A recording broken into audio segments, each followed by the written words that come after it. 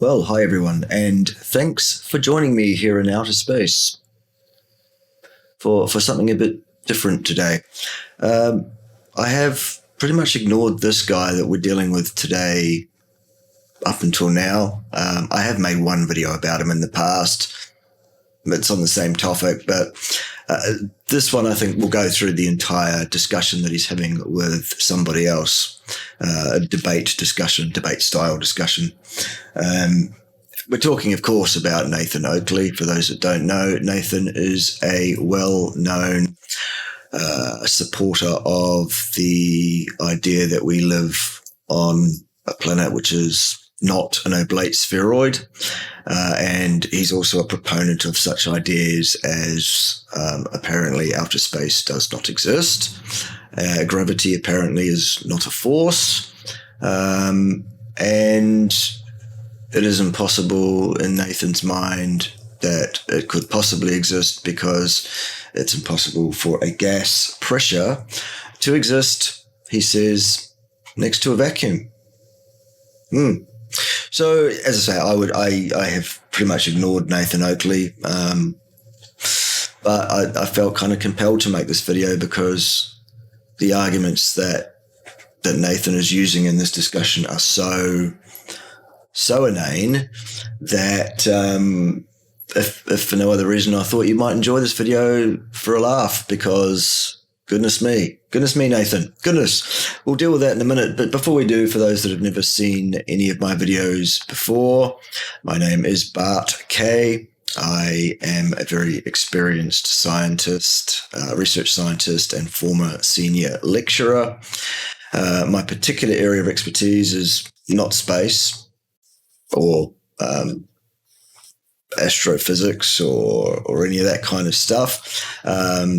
Particularly my expertise, for what it's worth, is actually in human physiology, human nutrition, those kinds of areas. So I have no formal training to speak of in the pure physical sciences. However, that being said, who I am is not really so relevant here. What's relevant is how incredibly inane the comments and behaviour coming from Nathan Oakley in this discussion are. So let's crack on and deal with Nathan, shall we? What fun. So, full disclosure, I do think that the Earth is a globe. Was your response, Daddy? Was your response, if you don't have gravity as a force, then you don't have it? Okay, so that's the first point there. That's the first kind of bit of argumentation that Nathan Oakley's come up with there. He's said, if you don't have gravity as a force, then you can't have your sky vacuum. Well, I guess you'll backfill that apparent logic somehow at some point. But let's just be clear on this. What is a force? Okay, a force is not a thing that we can measure. Might sound strange that I just said that, but I will explain myself. You can measure the effects of a force on a body or a series of bodies, but you can't measure the force itself. What is the force? And I'm not talking in Star Wars mythology here. Okay, it's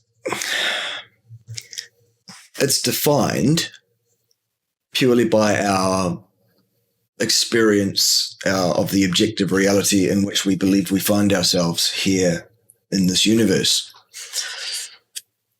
It's a thing, which we don't really know what exactly, that causes the movement of one or more bodies with respect to each other.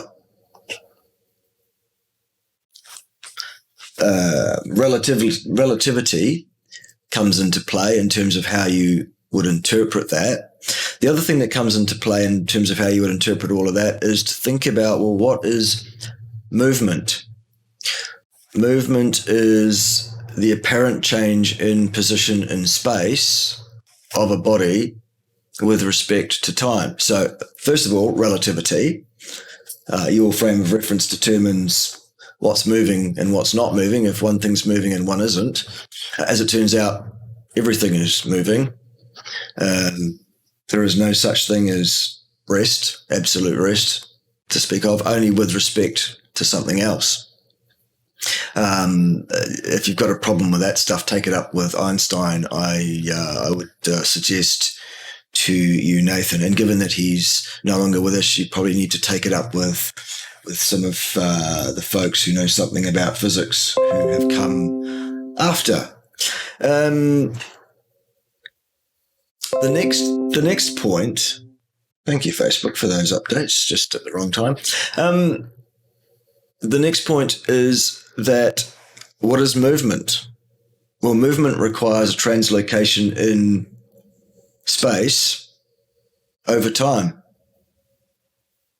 So we've already spoken about how space is not fixed. Space is not immutable. Space is a warpable, flexible fabric, a three-dimensional, as we understand it, structure in which things appear to exist. I know there are people saying there are more than 3 dimensions of space, but those people generally are string theorists whose work is not underpinned by experimental works which agree with their predictions, and as such, I believe to be pseudoscientists and fantasists until such time as they can provide the experimental evidence which would agree with the predictions that their theories make. We observe 3 dimensions, X, Y, and Z. Okay. So space itself twists, warps, stretches, compresses, wibbly-wobbly spacey stuff, to use a Doctor Who style analogy. Movement in space, okay, well, space itself can change shape. So movement itself may or may not actually be a real thing. Although I'll tell you what, Nathan Oakley, if you think gravity doesn't exist, if that's what you're suggesting, then perhaps you'd like to stand on a platform, let's say 100 meters above the surface of a concrete or asphalt parking lot, step off that platform into free space and see what happens. I think by the end of a very short drop over that 100 meters or so, Nathan, I think you'll soon agree that gravity is pretty real. But you'll only realize that for a very, very short period of time, I imagine, in those circumstances. And that would be a tragic thing for everybody, although perhaps a learning experience for people in terms of who it is they should listen to for good information about science or perhaps any other topic at all, to be fair. Okay, so space, wibbly and wobbly, movement may not actually be real. It's only relative, one body with respect to another. Cool. Next problem. Movement is translocation in space over time. Time which is also not fixed in terms of its rate of progression. Okay. So we can't really even define what a force is in any valid external frame of reference, because there are no external frames of reference. There are only individual specific frames of reference. So there's that problem kind of outlined for you. So to say with such authority as Nathan Oakley does, apparently, gravity is not a force. Well, yes, it is, because a force is only what we define it to be as per what our perceptions of its effects on bodies are. A force is a thing which causes one body to move with respect to another body. An interaction between two bodies. Nathan, if you step off that platform 100 meters above that asphalt car park surface, you are going to find that your body will interact with the earth, the other body, and those two bodies will be drawn together. That is defined as a force, the force of gravity. It will cause you to accelerate towards the center of the earth at 9.81 meters per second squared, or 32 feet per second squared, give or take, I think it is, for those that don't work in metric. So short drop, sudden stop, because the Earth is reasonably solid in its presentation. It's somewhat harder than the human body, and so it's going to be messy, Nathan. So gravity is a force. Yes, it is, because it has effects on bodies, which we can predict mathematically very, very accurately, pretty much to all intents and purposes using classic physics as outlined by Sir Isaac Newton, and then as further refined later by Albert Einstein for more absolute and accurate predictions at various different scales. Good. So gravity is not a force, says Nathan Oakley. Well, yes, it is. Let's move on, shall we? So straight away, his entire preposition gone. But let's see what he has to say in here, because it gets even more ridiculous as he goes on, of course. As in, you don't have a sky vacuum. So you don't have a sky vacuum. So a true statement there,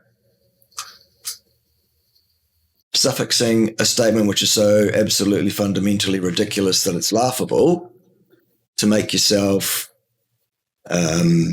appear like you have some credence, and that therefore so does your argument. Unfortunately, Nathan, your whole argument is completely ridiculous, but we'll get to that. So you don't have a sky vacuum, says Nathan Oakley, and he's right. There isn't a sky vacuum. A vacuum would be a pressure equal to 0. The pressure in the deepest of deep space is above 0. It's about 10 to the power minus 17 torr or so in deep, deep space, which is so close to 0 as makes no odds for most people and for most purposes. So parsimoniously, the term vacuum is applied. It's not a vacuum, because a vacuum is 0 pressure. There is no matter at all. That's not what we have in the deepest of deep space. We have a pressure due to particles of matter in that space of around about 10 to the power minus 17 torr. So you're correct. You're correct, Nathan. Congratulations, you got something right in your life. There is no vacuum in space, to be absolutely a pedant about the use of the word, and fine, I support that. But unfortunately, Nathan, that fact in and of itself undermines the rest of your argument entirely. Good work, son. Yeah, that's what I'm saying. If you think, well, if you're going to say gravity doesn't exist, and if that's the argument, gravity doesn't exist, that's different from gravity is not a force. So the person that's talking to Nathan here is suggesting that Nathan is suggesting that gravity doesn't exist. Now, I'm not sure if Nathan is suggesting that or not. If he is, I would suggest perhaps he could do everybody a favor and try that experiment that I suggested earlier involving a high platform to see whether or not gravity is real or whether it exists, I think he'll find for a very, very brief microsecond, it does. Okay. Is it a force? I think we've covered that one as well. Yes, it is, by definition. Do we know what it is? Not really. Do we understand why it is? Even less so. Nonetheless, we've defined it as an effect on two bodies, which is predictable and observable, repeatably and reliably. So I'm happy that gravity can be defined as a force, and I'm also absolutely convinced that it is absolutely real, because I'm not prepared to step off a 100-meter platform into free space and trust that it isn't. Okay. Well, then you can't have a vacuum next to gas. Well, no, you couldn't. You can't have a vacuum next to gas. That is quite right, of course. There is no vacuum. 10 to the negative 17 torr is infinitely higher pressure than zero. Isn't it? Okay, I think we're done here, but let's go through it anyway. You can't. But correct. That raises another problem. That is there infinite air? Why? I'm not sure why the person that's saying that, this whatever his name is, I'm not sure why he's saying that. Is there infinite air? No, there's not an infinite amount of atmosphere around the Earth. I don't think anyone's saying there is. Well, to all intents and purposes, you could say it is, because actually you could see where I'm going with this if you have more than 3 brain cells. And that's this. Actually, all the gas in space surrounds the Earth. The only difference between the pressure at one altitude above the surface of the Earth and another, the closer you get to the Earth, the higher the gas pressure, due to the effect of gravity on the gas surrounding the planet, holding it in and causing hydrostatic pressure.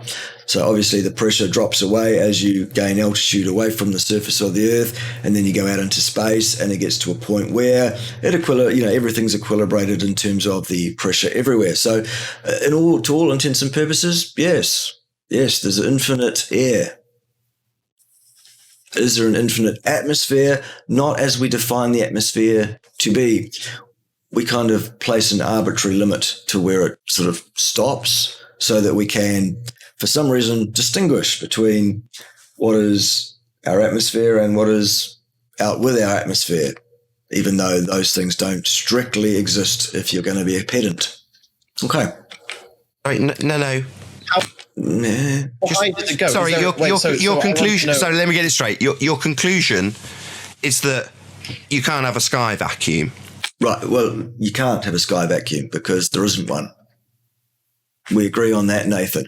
But the technique of shouting over your opponent, muting his microphone actually while you're at it, and saying words bigger than wheelbarrow completely inappropriately out of their context and in such a way as to display that you actually have no understanding of even schoolboy physics or any scientific inquiry of any kind, this doesn't actually help your case at all.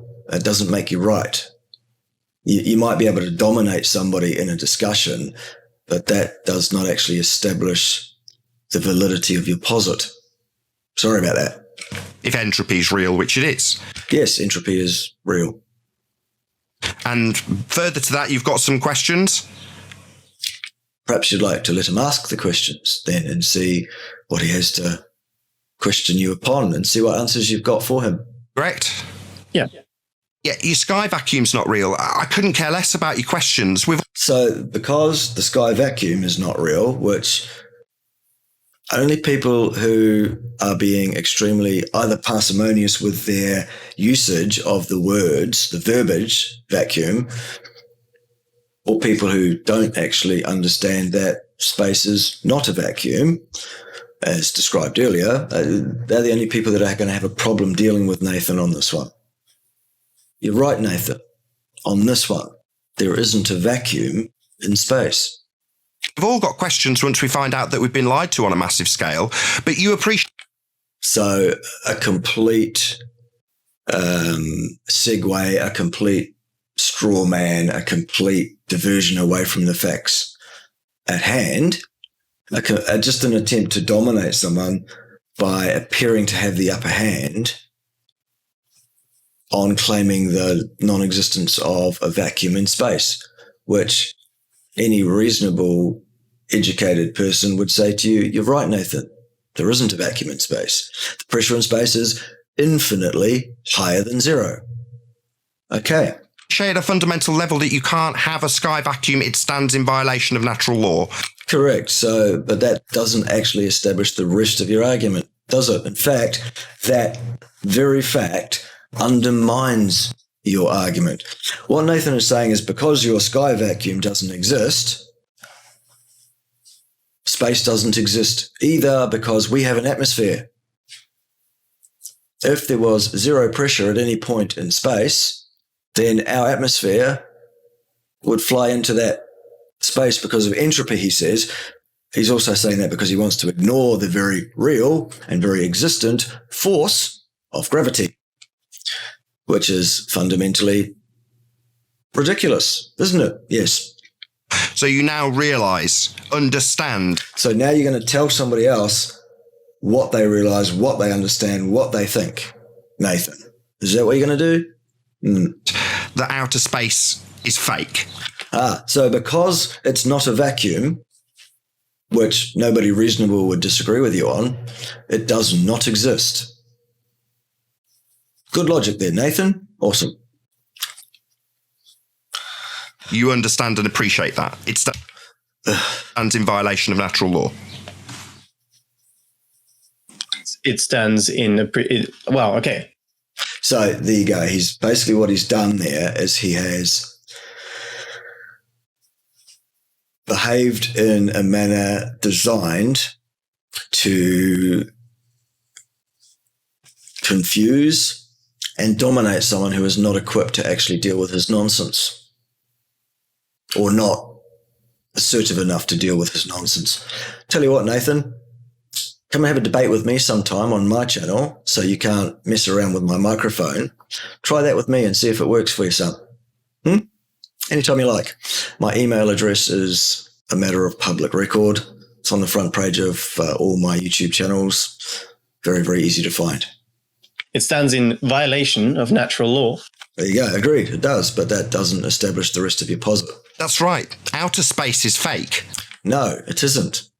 The idea that outer space is a vacuum is fake. That doesn't mean there isn't space out there. It just means it isn't a vacuum. There is some pressure in it. 10 to the minus 17 torr in the deepest parts of deep space. It stands in violation of natural law. Yeah, we got that. We agree. It doesn't exist in the form that you are asserting that your opponent is asserting, which he may have been if he didn't understand that deep space did actually have a pressure, in which case that would be the thing that would allow you to dominate this individual and win this debate. Try it with me, son.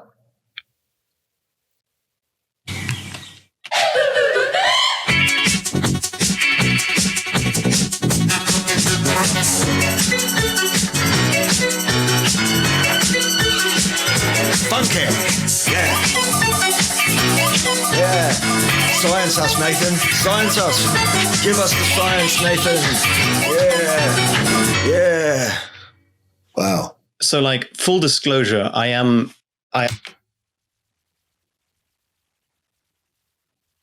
do think that the Earth is a globe. Even on the globe, like when we send a weather balloon up, we see the gas pressure go constantly down. What would happen with a balloon in space? The balloon would expand and explode, and it would if the pressure of gas contained within the balloon exceeded the external pressure exerted on the balloon from the space that it's in by an amount sufficient that the force was large enough to tear the fabric of the balloon open.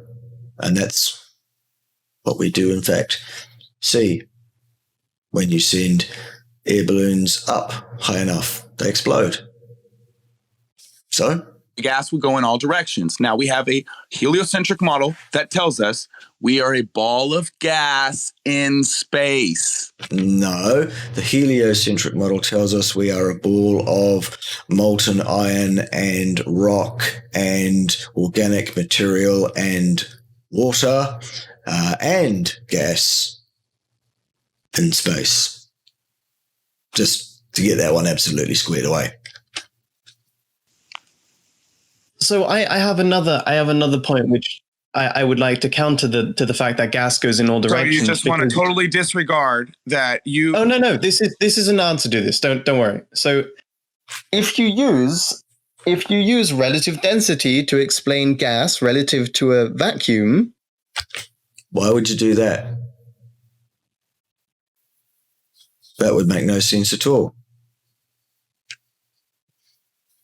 Then... Well, you have a difference between 0 and the density of gas.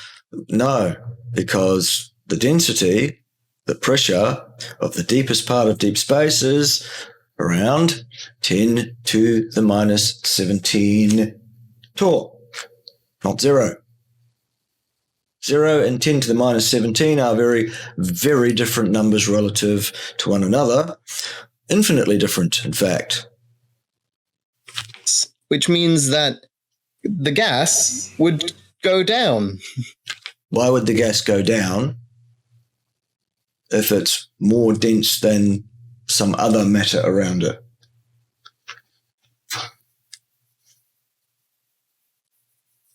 Why would it do that? The thing that causes bodies to move relative to each other are forces. Density is not a force. Sure, something that is denser rather than less dense will drop through a hydrostatic column more rapidly. A more dense thing will drop through that hydrostatic column more rapidly than a thing that's less dense. Under the force that causes both of those things to move, which is gravity. Without the gravity, the density would have no effect.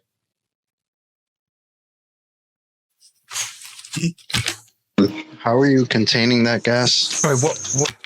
The gas is not contained. There is a gradient of gaseous pressure created by hydrostatic pressure of that gas under the force of gravity. When we move sufficiently far from the surface of the Earth that the gas pressure has now dropped to, let's say, 10 to the minus 17 torr, then the pressure is in equilibrium, isn't it? There's nowhere further for the gas to expand to.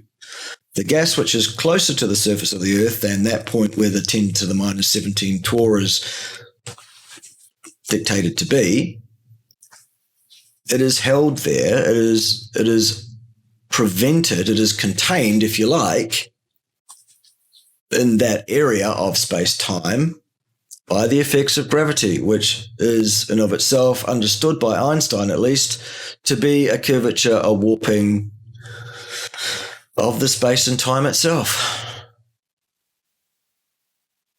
I don't know what you're talking about. I'm not surprised, Nathan. What's the Kármán line? Wait. Sorry, all Hey, I like that. So I just want to answer my question. What's the Kármán line? You said it. The Kármán line. Great, Nathan. The Kármán line is that point where we arbitrarily state that space begins and our atmosphere stops. No such thing actually exists, Nathan. It's an arbitrary point, and it's not even a line. It's It's a shell. It's a nearly spherical shell around our nearly spherical planet, Nathan. It's the level at which we can say, yep, we are now at a point where the pressure is that of the deepest part of space. Or at whatever pressure the Kármán line is defined at. I'm not an expert in this. I don't know what pressure they set the Kármán line at or what altitude they set it at, but that's what it is. Number one, it's not a line, it's a shell. It's a point in space around the surface of our nearly globe Earth, our oblate spheroid Earth, if you like. And it is the point at which space is defined to begin. And our atmosphere is defined as ending. There is no such transition at any given point. It is a gradual change in pressure from, at its highest, 1 torr at the surface of the Earth, which is at standard pressure, 760 millimeters of mercury, and its lowest point, which is the deepest part of space, which is 10 to the minus 17 torr. Gradual change in pressure as a function of distance away from the surface of the Earth, as a function of the decreasing effect of gravity over distance. Simple. It's arbitrary. That's as much as I got as a description for what this is. Yeah, it's arbitrary. That's what I just said. It is what we've defined as the boundary between the atmosphere and space. There you go. Boundary. Sorry. Yeah, so now he's going to jump on the word boundary to try and discredit the person he's talking to. It's an arbitrary decision about a categorical which doesn't physically exist. There is no change or point at which there is space and atmosphere. I think we've covered this. Boundary? Yeah, well, it's not a physical thing. Mate. So he said it's not a physical thing. But Nathan's already latched onto that and has decided to go off on one of his tirades, be rude to the person he's talking to, shout over the top of him, mute his microphone while he's doing it, and behave like a... I don't know what he's behaving like. Think of your own analogy for what he's behaving like.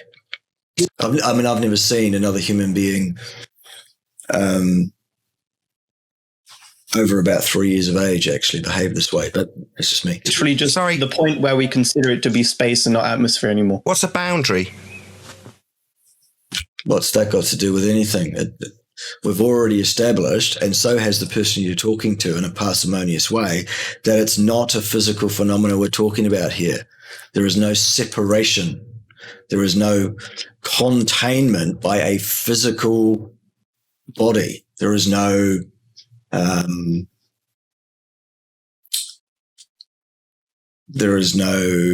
for want of a better term, bottle around the Earth.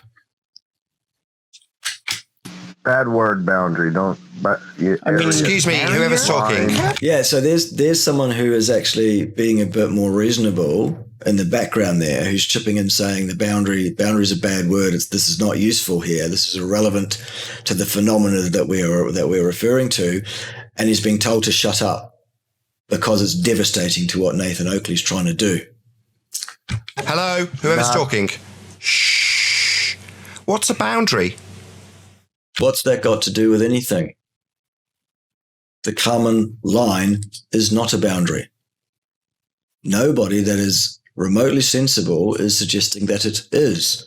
What Nathan is doing is called a straw man argument. It's childlike in its lack, actually, of complexity and the ease with which it can be utterly dismissed, as I have done here, I think. Let's move on. A limit? Yeah, you shouldn't have answered that question. I think that was the problem there. Spider Daddy, I think it is the person that's talking with Nathan here. It was an irrelevant question. A border? It's not a border. It's an arbitrary decision about a category that doesn't exist. It's not a physical thing. Well, he's got that. Do you want me to say that it's a container? Of course he wants you to say it's a container, so we can then say, no, it isn't. It doesn't exist as such. And there's no vacuum, so therefore there's no space, so therefore we don't live on a globe spinning in space. It's flat, and actually the gas around us is contained by a physical dome, is what Nathan wants to say. Good stuff, Nathan. I'm asking you. I think he wants you to say. I think he wants you to say it's imaginary, and I imagine that it's real. Arbitrary categorization of things into one side of a ledger or the other is not the same thing as an imaginary thing that does not exist and should be dismissed and ridiculed. It's just a decision about where to put things. It doesn't relate to any physical reality. There's no issue here. There's no breach of any natural laws. All there is parsimonious use of language to attempt to provide some kind of framework around which people can understand things, which usually leads to people understanding things even less well than they probably should have had those arbitrary things not been set there at all. But anyway, let's move on. Oh, like So, okay, fine. What's on one side of this imaginary arbitrary barrier? Some gas at a changing pressure, less pressure higher up, more pressure lower down. And high and low refers to, with respect to the level of the surface of the Earth in a perpendicular line between the surface of the Earth at the point above which we are positioned and the center of the Earth. Okay, cool. This is so funny, dude. Yeah, so, oh dear. Who is it that's actually laughing and finding this hilarious? On one side is atmosphere. And what's on the other side? And what's on the other side of it? The thing that we call space. The 10 to the minus 17 torr, or whatever the gas pressure is at which they define the Kármán line to be. Okay. Nothing in Ooh, bad mistake. 10 to the minus 17 torr at its lowest is what's there. There is something there. inverted, like in inverted commas. Yeah, in inverted commas, nothing. But it's not nothing, is it? It's infinitely more than nothing. Nothing. It's not a sky vacuum called outer space, the most powerful vacuum known to man, according. It is the most powerful vacuum known to man. It is out there. Vacuum is a term that's used to variably describe an amount of vacuum, which is, in that context, defined as a pressure lower than that surrounding it. And it requires a containment to achieve it. That's not what we're talking about here at all, is it? No. According to the religion of sky vacuums and spheres in them. Ah, dear, oh dear, oh dear. The spheres in space are in space. They are not in a vacuum because space is not a vacuum. It's not just nothing. It's 10 to the minus 17 torr vacuum. There you go. So Nathan Oakley at least understands that. So he therefore knows exactly what he's doing here, which is dominating and misleading people by strawmanning, setting up smoke and mirrors, misdirecting people away from the actual physics and the actual point at hand to make himself appear to be a clever clogs and to make his opponent appear in the minds of his frankly very unintelligent clearly supporters, who then circle jerk, congratulate each other, laugh maniacally and uproariously, thinking that they know so much about everything, just appalling, just ridiculous behavior. And it's the behavior of absolute morons. I'm sorry. Vacuum, according to your religion. Do you want to try again? Try what again? I mean, yeah, but okay. I said it's nothing, which is a vacuum. Yeah, but it's not that, is it? No, it's not. That's a violation of natural law. Correct, it's not. You see, you'd need a boundary for the gas pressure to press upon, otherwise... Oh, goodness me. You'd need a boundary for the gas pressure to push upon, says Nathan then, straight after saying the sky vacuum doesn't exist, because if it did, you'd need a boundary. Well, that's ridiculous, Nathan, because the sky vacuum does not exist. You said so yourself, quite rightly. So therefore, there is no surface upon which the gas at that altitude needs to press, because the 10 to the minus 17 torr is pressing back from every direction. There's your containment. It's the universe itself, son. It's not difficult to understand. And I think you do understand it, Nathan. Don't you, son? It would expand rapidly in all directions and fill that available volume. It's called entropy. It's the second... It's not. It's called diffusion, Nathan. Please. Oh, goodness me. Law of thermodynamics. So no, it's not a vacuum. Okay. Definitely not a vacuum. Yeah, we agree. It's not a vacuum. Cool. The sky is not a vacuum because the gas we're breathing would fill the space. Correct. Fine. No problem. Why is there more gas around the planet than further out away from the planet? Well, that's because of the actual, real, existing force of gravity, Nathan. Again, if you're still confused about that, there's an experiment earlier, as I mentioned. You can go and try that and see what happens. You can repeat it if you like with the rest of your clan and see if it's repeatable and reliable. Spoiler, it will be. Of entropy. Increase. Remember the balloon, Spider? Remember you said the balloon would explode? Yeah. And it does. It's not would explode, it does. When the pressure inside the balloon is in excess of the pressure outside the balloon to such a degree that that particular relative force is enough to tear that balloon, it does. Okay? But we have atmosphere here on Earth? Yeah, because of gravity. The mass of the Earth causes a, for want of a better term, three-dimensional well, if you like, in the shape of local space-time that is observed by us as a force, which we also observe as the holding or movement of gas against its natural want to expand and separate itself out from other gas molecules.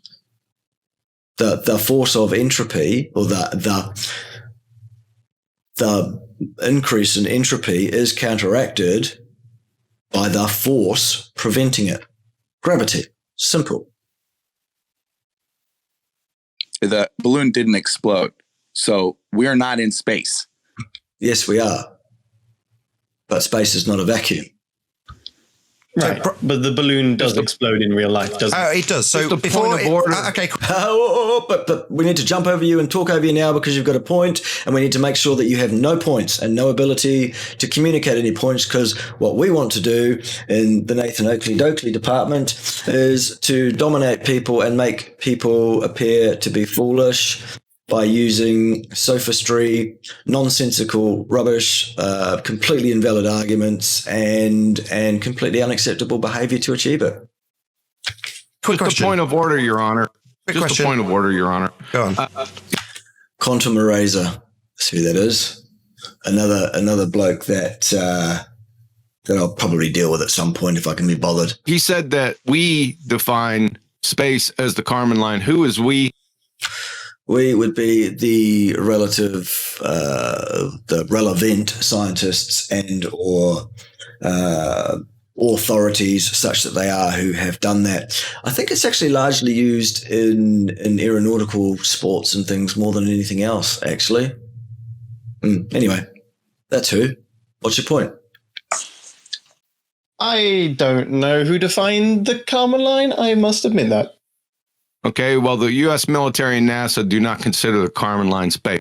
That's just a point of order, Your Honor. Yeah, so there you go. Some people will set where they think the Kármán line is at a different level, at a different pressure, depending on what their needs are.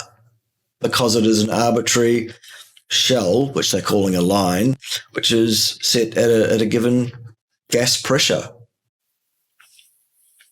What's your point? Honor, you may continue the questioning. Thanks for your permission. Okay, so the balloon, as it's rising up, before it explodes, why doesn't the gas that's inside that balloon fill the space? Oh. It does. What are you talking about? Gas will always fill the available space. Fill. Gas has a variable pressure. The number of gas molecules per cubic centimeter of space is variable, but gas will expand to fill the available space until there is a force upon it which is sufficient to counteract that entropy, to contain it. Now, that force could be a physical barrier, like the membrane of a balloon, or it could be equilibrium with deep space, for example. Sorry, what was that? I missed that. The balloon example. What's stopping the gas, the helium inside the balloon, from filling the available volume prior to it exploding? What? Because the balloon is generally flexible.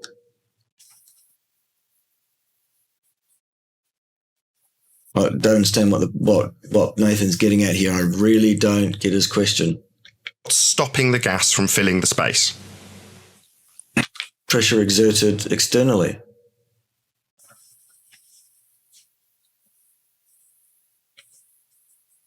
The membrane itself. Well, hopefully he clarifies his point. I don't know what it is. The rubber and the pressure of the air outside. So to have the helium contained, it needed something around it, like a balloon. Yes, in that context, it does, contained at that pressure gradient, which is in excess of that which surrounds it. Yes. To stop it expanding in all directions, correct? Yes. And the pressure of the air outside it. So, because as the air pressure drops, the balloon becomes too weak and can no longer contain it. So the container fails and the gas fills the space. Yes. At some point. Yes. And what's the container around Earth to stop the same thing happening? One, the force of gravity causes the increase in gas pressure from the furthest point from the surface of the Earth to the closest, i.e. the surface of the Earth, 0 meters above sea level, shall we say, again for an arbitrary line. When the gas pressure has dropped sufficiently to be in equilibrium with the space surrounding the planet at large, let's say we're in the deepest part of deep space, and that's minus 10 to the minus 17 torr, then there's your container. Don't understand what Nathan's problem is. Well, see, I would now have to answer that there is no container and that the thing that stops the gas from going away is gravity, but I don't... Which would be correct. Like to... I mean, I'm... It's both gravity and the pressure being exerted to all the gas by its lowest value anywhere in the universe, which we believe to be 10 to the minus 17 torr, as stated. Playing into your hand here. If I say gravity, sorry, the next point is going to mate, be you just need to leave a pause at the end of your statement. So playing into my hand, I'm not giving a just so story here. You are. So now just be insulting without actually making any point at all or providing any evidence or inference of any kind on any topic. Okay? So gravity. Nathan, I don't sorry, like to mention gravity because it is difficult to talk what's about that? gravity. No worries, mate. Because no worries. What's that? What's gravity? Right. See, but the thing is, I know the whole story. I know from gravity and to as well. Okay, I'd say it's an acceleration. It's a force, but of course it's not a force. It's an effect of something. Well, it is a force as defined earlier, and it's an effect. It's an observed reality. You see, I know where you're going, but isn't it interesting to think about the limits of why does it stop there then? Why does it stop there? Where else does it present? Hold on, Preston. Sorry, I'm asking you. There. Sorry, mate. Mate, I'm going to summarise your point. Please, can you stop talking through me? Thank you. Yeah, I'm going to tell you what you said. Now you have to listen to me tell you what you said. That's what he's just done there. And he's going to say something completely different from what the bloke actually did say. It's a common technique. Thank you. He said that the reason it doesn't do exactly as described by the balloon is because of a force that's gravity, but you know where I'm going, that it's not a force, it's an effect. So you understand that this non-force isn't holding gas here then? Is that what you're saying? So put words in someone else's mouth that we all know is not what that person meant at all and is also fundamentally ridiculous. No, I'm pretty sure it does, but the point is, I know. Stop. I know I can't. Stop. I know. So stop. Don't talk. Don't say anything. Don't make any points because I want to be rude to you and tell you what you said and make up shit and suggest that you said something that you didn't. Everybody pay attention to me while I do that, he says. Okay. No, I can't fight with you on it. Stop. Oh, my goodness. No, don't just say, no, I'm pretty sure it is, and then carry on. No. You've just explained to me that it's not a force. It is a force. So, no, it isn't. Yes, it is. A force is some mysterious thing that we actually can't measure except by its effects on bodies. Gravity affects bodies demonstrably. Again, Nathan, if you doubt me, go and step off that platform and see what happens, sunshine. Gravity is a force. Let's not whistle past this. It's not a force, so it's not. It is a force, Nathan. Holding gas. Please go and do that experiment for us, Nathan. We'd appreciate it. Just to absolutely verify that gravity is indeed a force. Because it indeed does have effects on bodies. Non-forces don't hold things. It is a force. That's why it does hold things. Observably, demonstrably. Nathan, take a lung full of air right now. What allowed you to do that? The fact in our objective, observable reality that gravity is a force and it does hold gas around our planet at a higher pressure than it exists away from our planet, such that it allows you to breathe. Goodness, this isn't difficult to understand, even if you have 3 brain cells.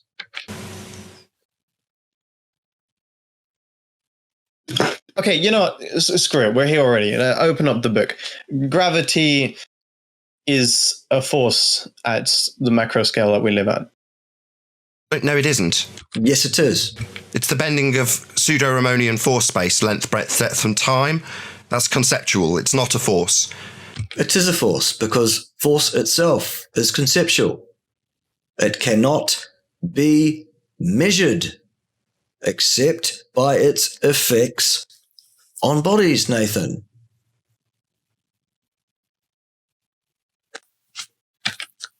Now, you can think of it as a force.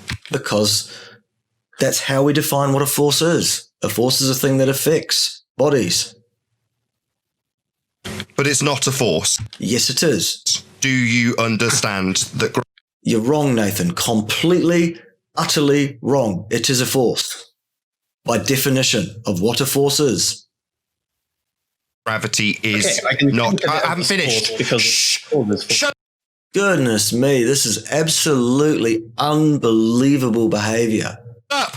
Sorry. I'll finish my statement and you'll reply when I've finished. Ooh, I'm going to get pissed off with you real quick, mate. ooh. I'll say it again. Do not interrupt. Just respond with an affirmative based on what you told me.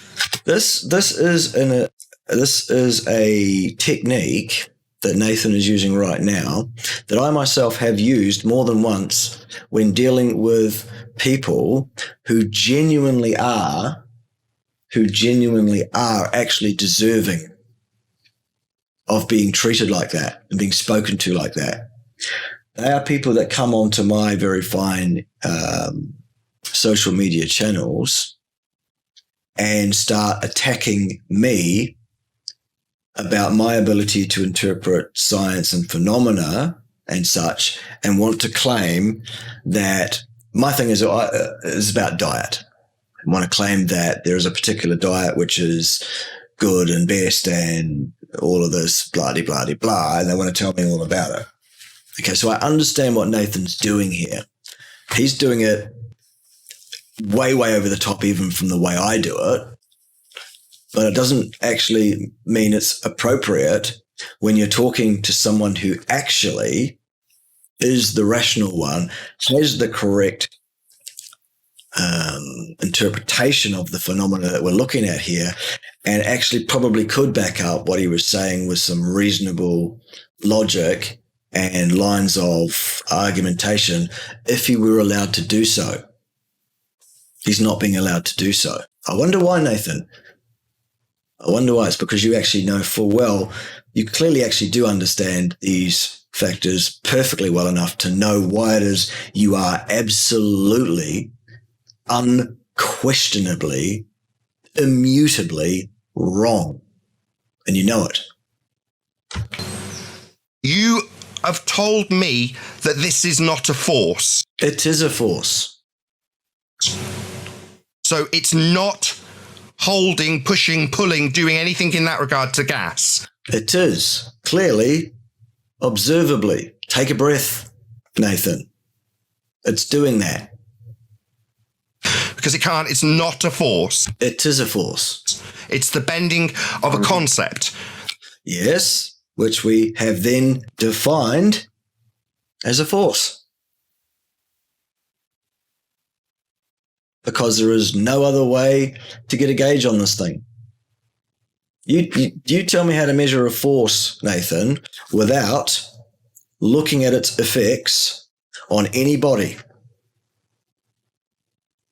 Go ahead. We'll wait. That's not going to force anything to do anything ever. It does.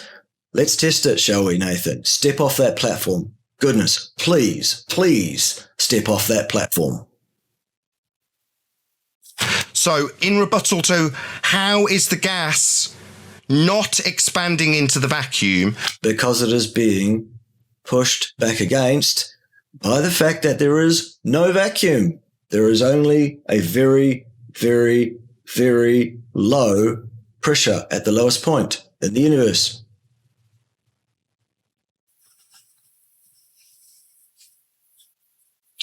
You've said I've got a force that's not a force. It is a force. So that's not a response or a rebuttal. It is, if you correctly state that gravity is a force.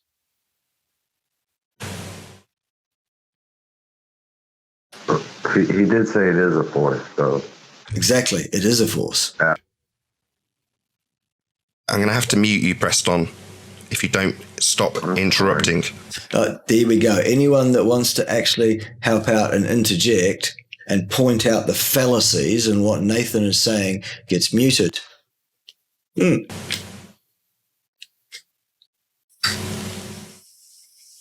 you want me to respond? I've asked how the gas isn't expanding into the vacuum. Because it's being contained by two things. One of which is the force of gravity. The other one is the external pressure of deep space. Pretty simple. And I've given an example with a balloon. Which is completely invalid because the example is not relevant to the situation at hand. Until it exploded was being contained, and that's what was stopping it expanding in all directions to fill the available volume, as per the second law of thermodynamics. So just say words completely inappropriately to try and run roughshod over someone who actually has the physics square and straight in their mind, can't necessarily articulate it well because, number one, they perhaps don't have the experience in dealing with idiots like you, Nathan, and number two, your behavior, you domineering that person. Now, your explanation for why the non-contained ball earth in a vacuum with gas at high pressure isn't doing that exact thing is because of a force that is not a force. That's not what he said. That's what you said. And it's absolute nonsense, Nathan. All of it. There is not a single valid posit upon which any of that line of argumentation is validly based. It's gobbledygook, and you know it. You know damn well that that's nonsense. So that isn't a rebuttal because it can't hold gas. It can hold gas. It does hold gas. We observe it to do so, Nathan. Again, take a breath and see what happens. Do your lungs full with gas? Yeah, they do.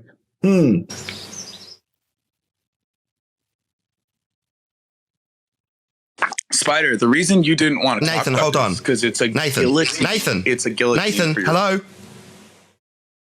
So you haven't actually explained how the gas is still here. Yeah, but I have. He hasn't because you haven't allowed him to. I've done it for him. Come and talk to me about it, Nathan, and see if your behavior works with me. Please try it. It'll be as funny as hell.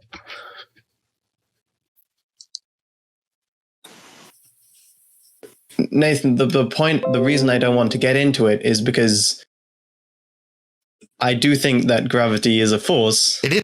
Because it is. Isn't. Yes, it is, Nathan. Well, you're wrong. No, he's not wrong, Nathan. He's perfectly correct. Gravity is, by definition, a force. The effect. Sorry, I'll give you a few quotes then. Professor Brian Cox. Well, yeah, let's listen to a quote from a bloke whose claim to fame actually, Nathan, is that he was a keyboardist in a popular band in the 80s, who then went through a period of training and got a PhD in astrophysics, particle physics actually, and now is a popular BBC personality who can't even understand the difference between association and causation, as evidenced clearly by a discussion he had regarding climate science on one occasion, where he rudely threw a graph of correlation across the room at someone that was arguing with him, claiming it to be proof of causality, which is the first error that a schoolboy would make, because within half an hour of sitting down for your first module of your first undergraduate degree, which I understand you have not yet actually done, by the way, Nathan Oakley, and probably never will because you probably wouldn't get access to a university, I imagine. That's the first thing they tell you. Association does not establish causality. And as it turns out, Brian Cox thereby completely removes any of his own credibility. But let's hear what you think Brian Cox had to say anyway. Gravity is not really a force at all, end quote. Yes, it is. George Musa, gravity is not a force. Yes, it is, as defined. You can think of it as a force. There you go. That's what we do. We define it as such. Our understanding of the causation of it is hitherto and to this point in time, we've got so far in our understanding as to have a conceptual framework with which we explain gravity, which we call special relativity. It doesn't mean it isn't a force. We've explained other forces by using electromagnetism, the strong nuclear force, and the weak nuclear force.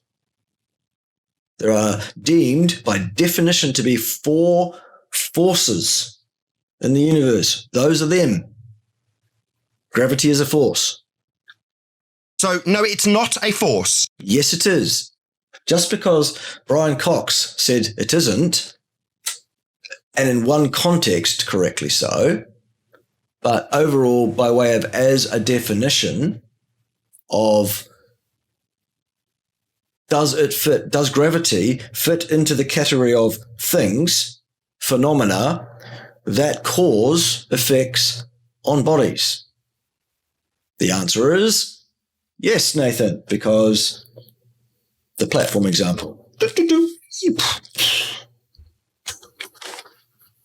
I'll try again. And you'll get it wrong again. Do you understand that gravity, quote George Moser, is not a force? It is a force. Do you? See, saying that somebody said something does not make that assertion correct. If you want to establish that gravity is not a force, you have to do that, Nathan Oakley, and you haven't done that, have you? No. Understand. Yes. So, wrong thing to say. how is the gas we're breathing at high pressure still here, given? Because of the force of gravity, Nathan, because of the force of gravity. That's why it's here. That gas wants to expand at high speeds in all directions to... Until it is met by an equal and opposing force.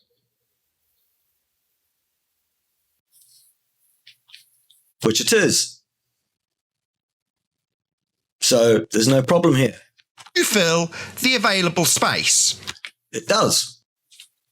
And in your religion of a world that has a vacuum for a sky... No, a near vacuum. And you know that, Nathan. And you know that undermines your entire argument, don't you? Yes, you do know that. That would be a space for the gas to fill, but according to you, it isn't. Now, no, he didn't say that. You said that. He didn't say that at all. That is a violation of natural law. It would be if that's what he had said, but he has not said that. You said that to set up the straw man so that you can win a debate with someone who is not equipped to debate you. Try it with me, son. Please. Please try it with me.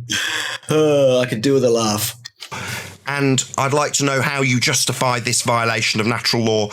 There is no violation of any natural law, as I think described quite adequately by me thus far. Given that you haven't got a force to hold the gas here.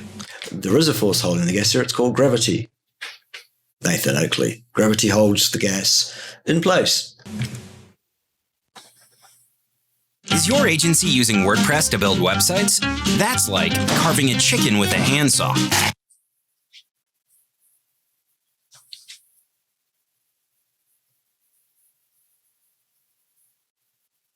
Unbelievable. Well, Nathan, the point is, I don't agree with your assessment that I cannot treat the effects of gravity as the explanation. There you go. That's the rebuttal, Nathan. That's you losing this debate right there. Even though this guy is not equipped to debate you, he's got you right there. You've lost. Done. Sorry, you don't think you can. You don't agree with me that you can't treat what is described as an effect in a conceptual medium as a force in reality. Reality. What is reality, Nathan Oakley? Real would have to refer to the existence of phenomena. Phenomena is always underpinned with physical substance at its base somewhere, physical matter, which actually physics, the laws of physics as we understand them, the mathematics underpinning our understanding of physics, tells us that we don't exist necessarily. Everything that happens around us is only what we perceive it to be. There is no way to objectively prove anything, Nathan. Existence is metaphysical. How do you like them apples? A cause. So you want to use an effect in pseudo-Riemannian force space. See, just words with no actual meaning or appropriateness to the context and situation being dealt with. The facts of the matter are this. Let's say Nathan Oakley exists. Let's say I exist. Nathan and I, in my experience of the universe, both do exist. We both agree, in my experience of the universe, that when we fill our lungs, we breathe in, we fill our lungs with gas, which exists at a vastly higher pressure around the Earth than it does further away from the Earth. We agree on that.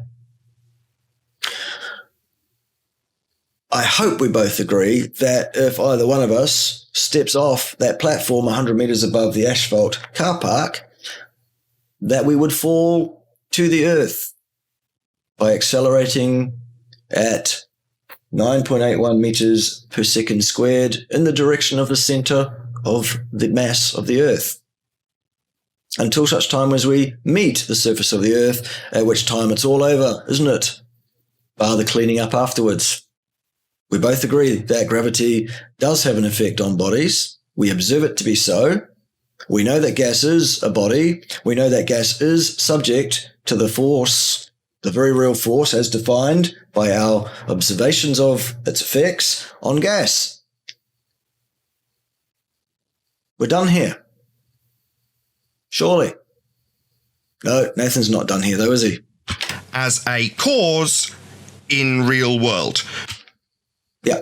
It isn't. It is agreed upon, at least in my experience of the universe, that we do all agree on those facts. Quote, Professor Brian Cox. So another appeal to pseudo-authority doesn't hold any water, Nathan. No. Gravity isn't really a force. Yes, it is. At all. Yes, it is. End quote. So what? Here's a quote. Nathan Oakley says, the sky vacuum doesn't exist. He may or may not be correct, but we have to go and observe whether he is correct to see whether that point standalone has any validity. As it turns out, it does. The sky vacuum doesn't exist. That's the very thing that undermines his argument here, actually. No, mate, it's not the cause of things. Yes, it is. If it's an effect in pseudo-Riemannian force space. Oh, my God. Nonsense. Why is this taking so long? Because you're an idiot, Nathan. That's why it's taking so long. Because everyone is stunned by the sheer lunacy of what you're saying.